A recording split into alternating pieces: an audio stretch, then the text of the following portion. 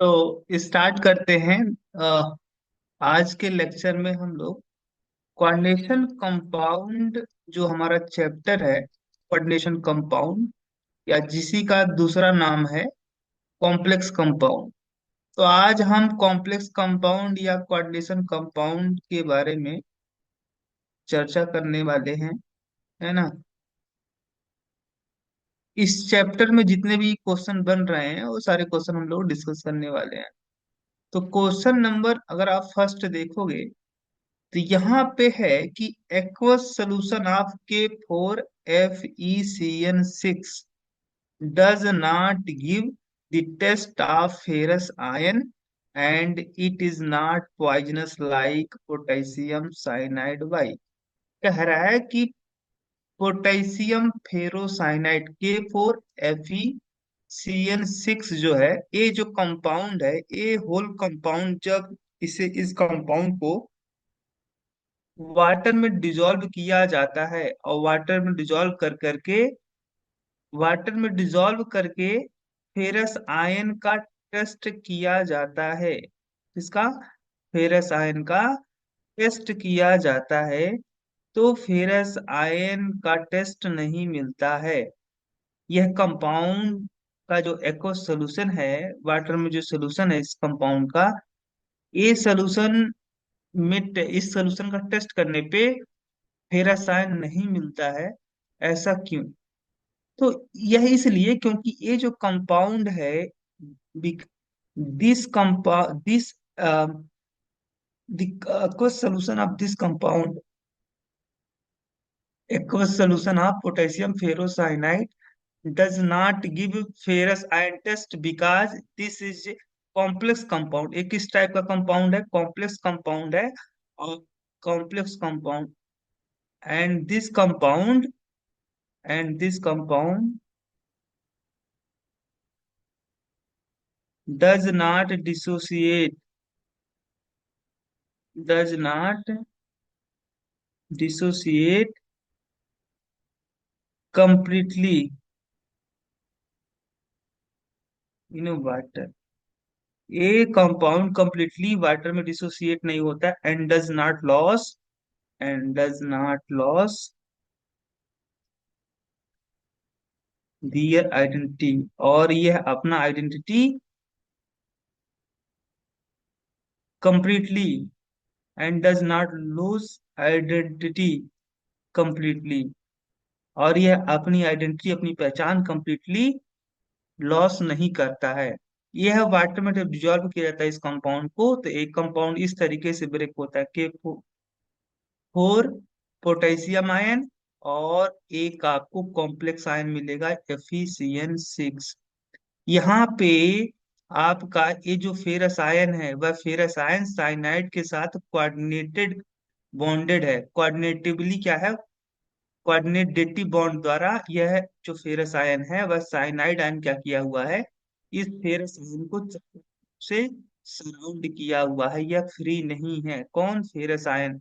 जब ferrous ion free नहीं होगा तो यह फेरस आयन का टेस्ट नहीं देगा।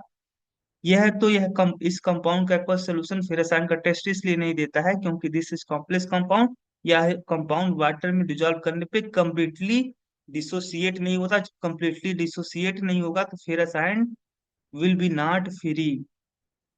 फेरस आयन जब फ्री नहीं होगा तो this compound does not give the test of ferrous ion. तो इसका आंसर तो आपको मिल ही चुका है कि ये कंपाउंड फेरस आयन का टेस्ट क्यों नहीं देता, क्योंकि ये कंपाउंड कंप्लीटली डिसोसिएट नहीं होता। जब कंप्लीटली डिसोसिएट नहीं होगा तो फेरस आयन आपका फ्री नहीं होगा, और जब फेरस आयन फ्री नहीं होगा फेरस आयन का टेस्ट नहीं मिलेगा। अगला क्वेश्चन है आपका, how many ion are furnished by the complex इतना इन एक्व सोल्यूशन। कितने आयन मिलेंगे जब यह कॉम्प्लेक्स जो कंपाउंड है, यह कॉम्प्लेक्स कंपाउंड, ये जो कॉम्प्लेक्स कंपाउंड है CONH3 का होल 6 और यहाँ पे Cl3, ये जो कॉम्प्लेक्स कंपाउंड है, यह जो कॉम्प्लेक्स कंपाउंड है, यह कॉम्प्लेक्स कंपाउंड को वाटर में डिजोल्व करने पे कितने आयन मिलते हैं। तो इस कंपाउंड को जब वाटर में डिजोल्व करोगे तो यह कंपाउंड इस तरीके से ब्रेक होगा, CONH3 का होल सिक्स पे 3 पॉजिटिव चार्ज और 3 क्लोराइड आयन। एक आयन इधर मिला और 3 आयन इधर मिला, यानी total number of ion on dissolving in water we get is 4। कितने आयन मिलेंगे? 4 आयन आपको मिलेंगे यहाँ पे, है ना। अगला क्वेश्चन है, right one bidentate ligand and one complex compound form by it. एक बाइडेंटेड लिगेंड का मुझे नाम लिखना है। अगर आप बाइडेंटेड, बाइडेंटेड लिगेंड का मतलब क्या समझते हो आप? बाइडेंटेड लिगेंड ऐसे लिगेंड होते हैं जिनके पास में कितने डोनर एटम होते हैं? 2 डोनर एटम होते हैं, 2 डोनर साइट होते हैं, 2 डोनर एटम होते हैं या साइट होते हैं। ऐसे ligand which has 2 donor atom or 2 donor site are called bidentate ligand. और ये जब आपके लिगेंड सेंट्रल मेटल एटम को अपना लोन पेयर डोनेट करते हैं तो दो कोऑर्डिनेट बॉन्ड बनाते हैं। जैसे आप यहाँ पे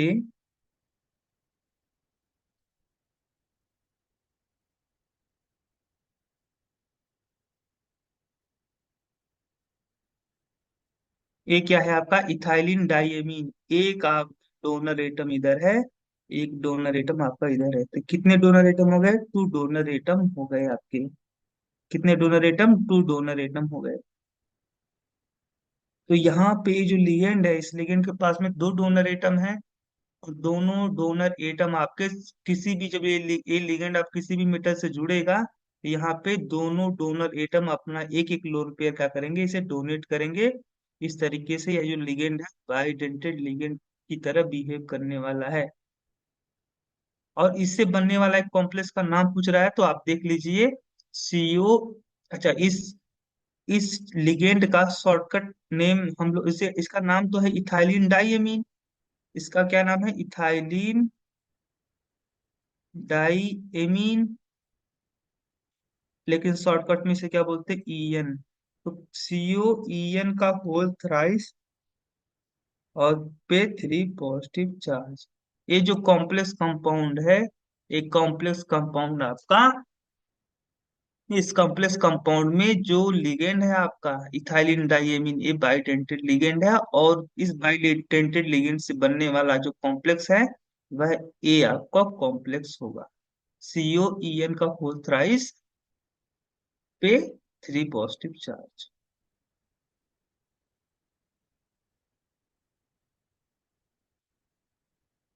कह रहा, why does ammonia readily form complex why ammonium ion does not. Why does ammonia, ammonia क्यों जल्दी से कॉम्प्लेक्स बना लेता है जबकि अमोनियम आयन डज नॉट? तो अमोनिया और अमोनियम आयन में डिफरेंस है भाई। यहाँ पे अमोनियम आयन क्यों नहीं बनाता? क्योंकि अमोनियम आयन का स्ट्रक्चर देखो, NH4 का पे 1 पॉजिटिव चार्ज। यहाँ पे इसका स्ट्रक्चर देखोगे तो कुछ इस तरीके से इसका स्ट्रक्चर होगा, इस तरीके से। तो यहाँ पे नाइट्रोजन के पास में कोई लोन पेयर नहीं होगा, और जब नाइट्रोजन के पास लोन पेयर नहीं होगा तो यह सेंट्रल मेटल एटम को क्या देगा? तो यह सेंट्रल मेटल एटम को देने के लिए इसके पास कुछ भी नहीं है, नाइट्रोजन के पास में। इसीलिए यह आपका जो अमोनियम आयन है यह लिगेंड की तरह बिहेव नहीं करेगा, क्योंकि लिगेंड की तरह बिहेव करने के लिए कम से कम एक लोन पेयर इसके पास होना चाहिए ताकि यह सेंट्रल मेटल एटम को दे सके। इसके पास है ही नहीं लोन पेयर। यहाँ पे जबकि देखोगे तो अमोनिया के पास 1 लोन पेयर है। क्या है? 1 लोन पेयर है, और यह लोन पेयर अपना, यह अपना lone pair central metal atom को दे सकता है। इसी तरीके से जो अमोनिया है यह आपका एक लिगेंड की तरह बिहेव करेगा,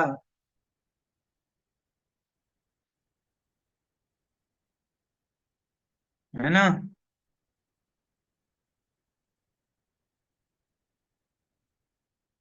तो यहाँ इसका आंसर आपको मिल ही चुका होगा, ammonia has 1 lone pair, so it can donate its lone pair to central metal atom and form the complex, while the ammonium ion has no lone pair, so ammonium ion cannot donate its lone pair to central metal atom and does not form the complex compound. अगला question अगर आप देखोगे तो अगला question है आपका पांचवा।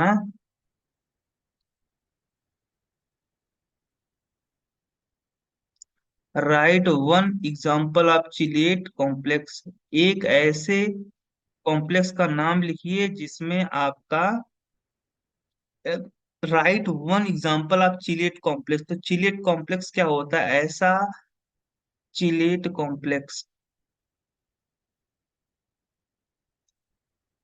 तो जब आपका कोई बाइडेंटेड या उससे ज्यादा डेंटेड का लिगेंड किसी सेंट्रल मेटल एटम से जुड़ता है तो एक केज लाइक, पिंजरा जैसा एक स्ट्रक्चर बनता है जिसे क्या बोलते हो आप? Chelate complex. तो ऐसा कॉम्प्लेक्स, ऐसा कोऑर्डिनेशन कंपाउंड जिसमें आपका polydentate ligand central metal atom से जुड़ता है, ऐसे कॉम्प्लेक्स को आप बोलते हो चिलेट कॉम्प्लेक्स। और चिलेट कॉम्प्लेक्स का आप सबसे बेस्ट एग्जांपल देखना चाहते हो तो CuEn का whole twice with two positive charge. अब देखो इसका स्ट्रक्चर देखोगे तो यहाँ पे Cu और यहाँ पे NH2 CH2 CH2, यहाँ पे NH2, इस तरीके से,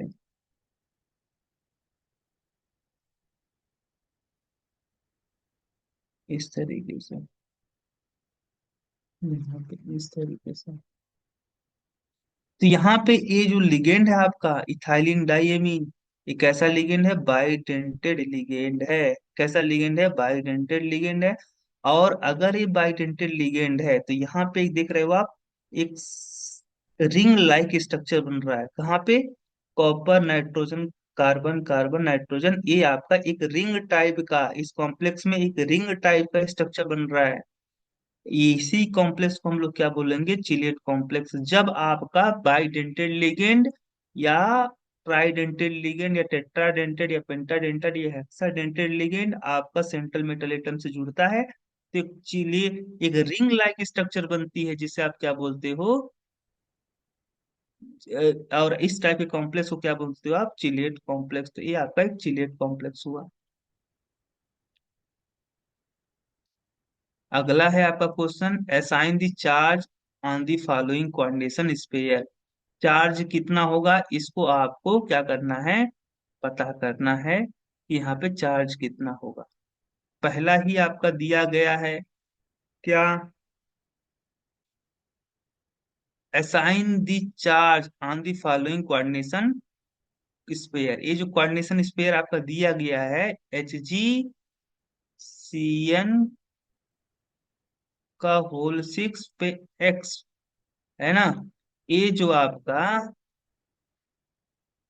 कोऑर्डिनेशन स्पेयर है इस पे यहाँ पे x की वैल्यू क्या होगी, x पे कितना चार्ज होगा, यही आपको बताना है।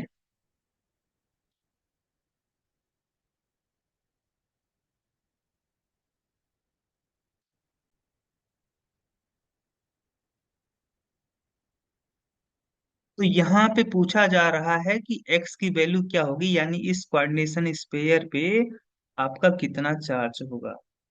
तो इस कोऑर्डिनेशन स्पेयर पे कितना चार्ज होगा तो हम जानते हैं जो मरकरी होता है, या तो मरकरी पे 1 चार्ज होता है या तो मरकरी पे 2 चार्ज होता है। जब मरकरी पे 1 चार्ज होता है तो इसे बोलते हैं मर्क्यूरस आयन, और जब मरकरी पे 2 पॉजिटिव चार्ज होता है तो उसे बोलते हो मर्क्यूरिक आयन।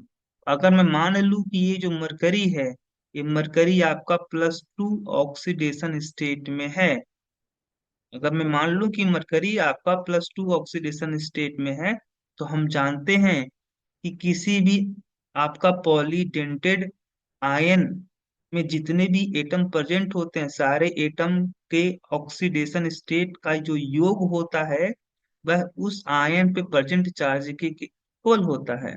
तो इस तरीके से मानेंगे तो हम लिखेंगे एक मरकरी एटम है तो 1 × ऑक्सीडेशन स्टेट ऑफ मरकरी +6 आपके क्या है? साइनाइड लिगेंड, तो 6 × oxidation state of cyanide ion, और फिर इक्वल टू, क्योंकि ये आपका आयन है तो इस पॉली एटॉमिक आयन का जो इस पॉलीएटॉमिक आयन में जितने भी एटम प्रेजेंट है, सारे एटम का ऑक्सीडेशन स्टेट का योग कितना होगा, तो एक्स के इक्वल होगा, क्योंकि एक्स क्या है बता रहा है, चार्ज उस पे, इस पे कितना चार्ज है वही बता रहा है। तो अगर मरकरी का हमने कितना माना था ऑक्सीडेशन स्टेट, +2, 1 × प्लस 2 और 6, साइनाइड आयन पे कितना चार्ज है, -1, तो -1 ही क्या होगा साइनाइड आयन का ऑक्सीडेशन स्टेट। 6 × -1 = x। आपका कितना हो गया, 2 - 6 = x। x = -4। x = -4। यानी x की वैल्यू यहाँ पे कितनी होगी, चार्ज कितना होगा इस पे। अच्छा, यहाँ पे मैं गलती से 6 लिख दिया गया था, जबकि यहाँ पे 4 दिया गया है, तो कोई दिक्कत नहीं, यहाँ पे 4 बना लो, तो 4 बना लोगे तो यहाँ पे 4 हो जाएगा, यहाँ पे भी 4 हो जाएगा, यहाँ पे भी 4 हो जाएगा, तो यहाँ पे आएगा -2। यानी इस पे कितना चार्ज होगा, -2, जब मरकरी आपका +2 ऑक्सीडेशन स्टेट में होगा तब की बात है। अगला क्वेश्चन था बी वाला, FeCN6 पे एक्स, इस पे यहाँ पर भी मुझे एक्स की वैल्यू बतानी है। तो मैं क्या करूंगा, देखो आयरन जो होता है या तो +2 ऑक्सीडेशन स्टेट में या तो +3 ऑक्सीडेशन स्टेट में एग्जिस्ट करता है। इसके दो स्टेबल ऑक्सीडेशन स्टेट होते हैं, एक +2 एक +3। जब +2 में होता है तो हम बोलते हैं फेरस आयन, और जब +3 ऑक्सीडेशन स्टेट में होता है तो बोलते हैं फेरिक आयन। तो यहाँ पे क्या होगा, 1 × oxidation state of ferrous iron. तो अगर मैं मान लूं आयरन का ऑक्सीडेशन स्टेट कितना है, मैं मान लूं आयरन का ऑक्सीडेशन स्टेट आपका 2 है। अगर आयरन का ऑक्सीडेशन स्टेट 2 मान लूं तो 1 × +2 और 6 आपके क्या है, साइनाइड आयन, और एक साइनाइड आयन का कितना ऑक्सीडेशन स्टेट है, -1 = 2x। तो x = 2 - 6 यानी -4 आएगा। या तो आपकी x की वैल्यू -4 हो सकती है, -4 अगर होगी तब यहाँ पे आयरन +2 ऑक्सीडेशन स्टेट में होगा। या तो आपका कितना होगा, अगर आयरन आपका +3 ऑक्सीडेशन स्टेट में होगा तो यहाँ पे x की वैल्यू क्या आएगी, -3 आएगी। या तो -4 होगा या तो -3 होगा, डिपेंड करेगा कि आयरन का ऑक्सीडेशन स्टेट कितना है। इसी तरीके से कोबाल्ट कोबाल्ट का मोस्टली जो देखा जाता है, कोबाल्ट का ऑक्सीडेशन स्टेट व +3 ऑक्सीडेशन स्टेट में कोबाल्ट को देखा जाता है होता तो +2 हो भी है, कोबाल्ट +2 भी होता है, कोबाल्ट +2 ऑक्सीडेशन स्टेट में भी एग्जिस्ट करता है। तो अगर +3 अगर ऑक्सीडेशन स्टेट में कोबाल्ट है तो क्या होगा आपका, 1 × oxidation state of cobalt, cobalt का +3 और आपका 2 × अमोनिया। अमोनिया का ऑक्सीडेशन भाई, अमोनिया क्या है, एक न्यूट्रल लिगेंड है। न्यूट्रल, अगर न्यूट्रल लिगेंड है तो इसका ऑक्सीडेशन स्टेट कितना होगा, 0। 2 × 0 और +4 क्लोरीन का ऑक्सीडेशन स्टेट -1 = x 3 - 4 कितना हो गया, -1। यानी यहाँ पे कितना चार्ज होगा, -1। इसी तरीके से NiCO4 का होल एक्स, तो निकल जो होता है वह आपका कार्बोनिल के साथ में, निकल जो है NiCO4, है ना। तो अगर आप देखो यहाँ पे एक्स चार्ज है, अगर मान लो निकल कितना, एटॉमिक नंबर कितना होता है इसका, इसका एटॉमिक नंबर होता है 28। तो इसके पास कितने इलेक्ट्रॉन है, 28 इलेक्ट्रॉन है। अगर चार आपके, एक कार्बोनिल जो लिगेंड है, एक कार्बोनिल लिगेंड कितना इलेक्ट्रॉन देगा निकल आयन को, तो 2। चार इस तरीके से चार कार्बोनिल लिगेंड कितने देंगे, चार कार्बोनिल लिगेंड कितने इलेक्ट्रॉन देंगे, तो एक देगा 2 तो चार देंगे 8, 4 दूनी 8, है ना। अब कितना होगा, 28 8 36, 28 8 36। यानी अब निकल के पास में कितना इलेक्ट्रॉन है, 36 इलेक्ट्रॉन है, 36 इलेक्ट्रॉन है निकल के पास में। तो निकल जब इस कार्बोनिक लिगेंड के साथ में कैसा जुड़ जाएगा तो यह कैसा बन जाएगा, हीलियम नियॉन ऑर्गन क्रिप्टॉन जैसा बन जाएगा। और हर एक एलिमेंट की चाहत होती है कि वह अपने नियरेस्ट नोबेल गैस जैसे, वह अपने नियरेस्ट नोबेल गैस जैसे, इनर्ट गैस जैसे बन जाएं। तो निकल के सबसे नियरेस्ट नोबेल गैस कौन था, क्रिप्टॉन। तो यह क्रिप्टॉन बनने के लिए कार्बोनिल के साथ में जुड़ कर करके एक कॉम्प्लेक्स बना लिया, और कॉम्प्लेक्स बना करके अपने वैलेंस सेल में कितने इलेक्ट्रॉन, इसके पास कितने इलेक्ट्रॉन हो गए, 36 इलेक्ट्रॉन हो गए, यह क्रिप्टॉन जैसा बन गया। यानी यहाँ पे मैं पहले बता दिया था कि जो कार्बोनिल कॉम्प्लेक्स होते हैं, कार्बोनिल कॉम्प्लेक्स का मतलब आपका ऐसा कॉम्प्लेक्स जिसमें carbonyl ligand act as ligand. Carbonyl compound ऐसे कंपाउंड होते हैं जिसमें कार्बोनिल जो लिगेंड होता है वह एज ए लिगेंड की तरह काम करता है। कार्बोनिल जो होता है वह एज ए लिगेंड की तरह काम करता है, ऐसे कॉम्प्लेक्स को बोलते हो कार्बोनिल कॉम्प्लेक्स। तो यहाँ पे एक्स की वैल्यू क्या होगी, जीरो। क्या होगी, जीरो। अगला है आपका एफिशिएंट का होल 5 NO पे एक्स चार्ज, है ना। तो यहाँ पे एक्स की वैल्यू क्या होगी, तो अगर मैं मान लूं कि देखो आयरन जो होता है वह तो +2 ऑक्सीडेशन स्टेट में या तो +3 ऑक्सीडेशन स्टेट में एग्जिस्ट करता है। तो अगर मैं मान लूं आयरन का ऑक्सीडेशन स्टेट +2 है, +2 +5, 5 कार्बोनिक साइनाइड आयन है, 5 ऑक्सीडेशन स्टेट ऑफ साइनाइड कितना होगा, -1।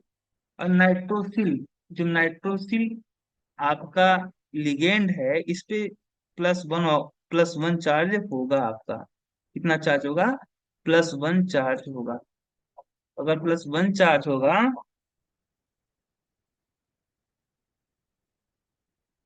है ना, +1 अगर चार्ज होगा इस पे, तो यहाँ पे नाइट्रोजन क्या होगा, नाइट्रोजन के पास लोन पेयर, एक लोन पेयर होगा जिसको यह लोन पेयर, यह अपना लोन पेयर नाइट्रोसिल आयन अपना lone pair central metal atom को देगा, is equal to x. X is equal to 2 -5 is equal to -3।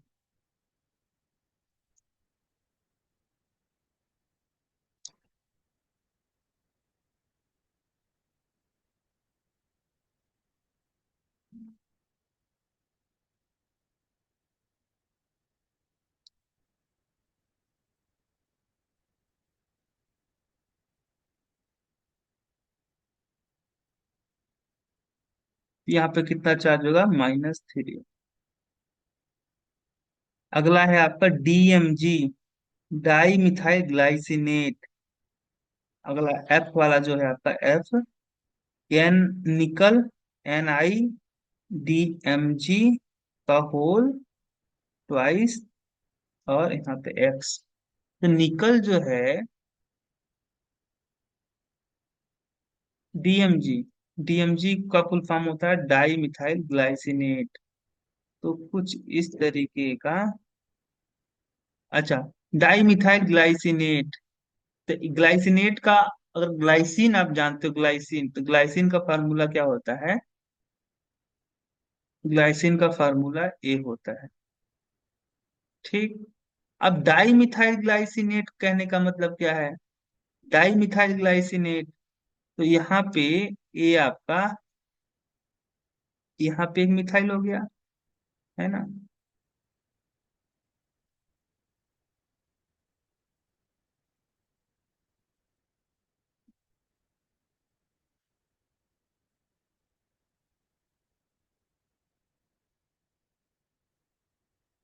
Di methyl glycinate.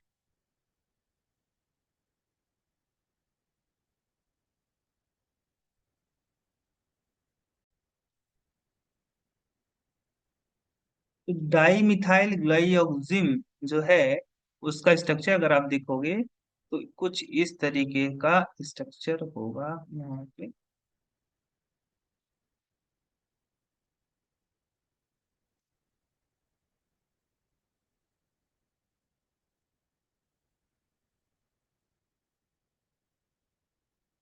है ना। ए क्या है आपका, डाई मिथाइल ग्लाइज, डाई मिथाइल, डाई मिथाइल ग्लाइमिक्सिटो,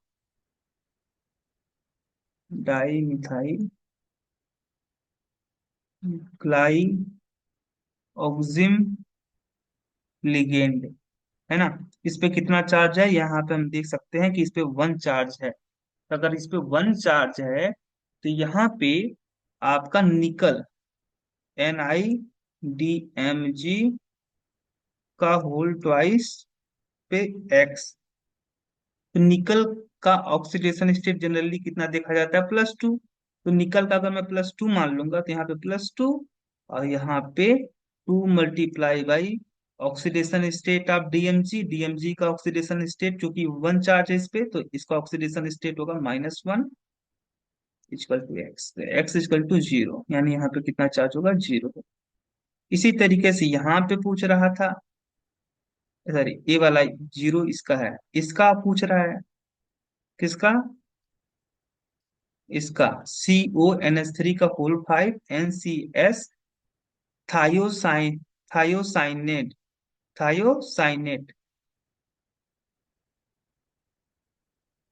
यहाँ पे एक्स की वैल्यू क्या होगी, तो यहाँ पे देख सकते हो आप CONH3 का होल 5 CN NCS, NCS पे एक्स, तो NCS का मतलब क्या हुआ, अच्छा CNS के मतलब क्या हुआ, इसका मतलब हुआ साइनेट, इसका नाम है आइसोथायोसाइनेट, आइसोथायोसाइनेट, है ना। तो यहाँ पे कोबाल्ट का ऑक्सीडेशन स्टेट कितना है भाई, तो एक कोबाल्ट का ऑक्सीडेशन स्टेट होता है आपका, अच्छा कोबाल्ट जो होता है जनरली +3 ऑक्सीडेशन स्टेट में देखा जाता है, कितने ऑक्सीडेशन स्टेट, +3 में। तो अगर मैं कोबाल्ट का +3 मान लूं तो 5 × अमोनिया का तो 0 होता है। अच्छा थायोसाइनेट NCS कितना का होता है, थायोसाइनेट का होता है -1, 1 × -1 टू एक्स, एक्स की वैल्यू आने वाली है 2, तो यहाँ पे कितना चार्ज होगा, +2, यानी ए जो चार्ज होगा +2 देखने को मिलेगा यहाँ पे। तो अगर मैं आयरन का ऑक्सीडेशन स्टेट मान लूं, कितना, +3 मान लूं इस बार, तो यहाँ पे आयरन का oxidation state +3, 4 × oxidation state of water H2O aqua, 4 × oxidation state of water, water का 0 होता है, +2 × ऑक्जिलेट,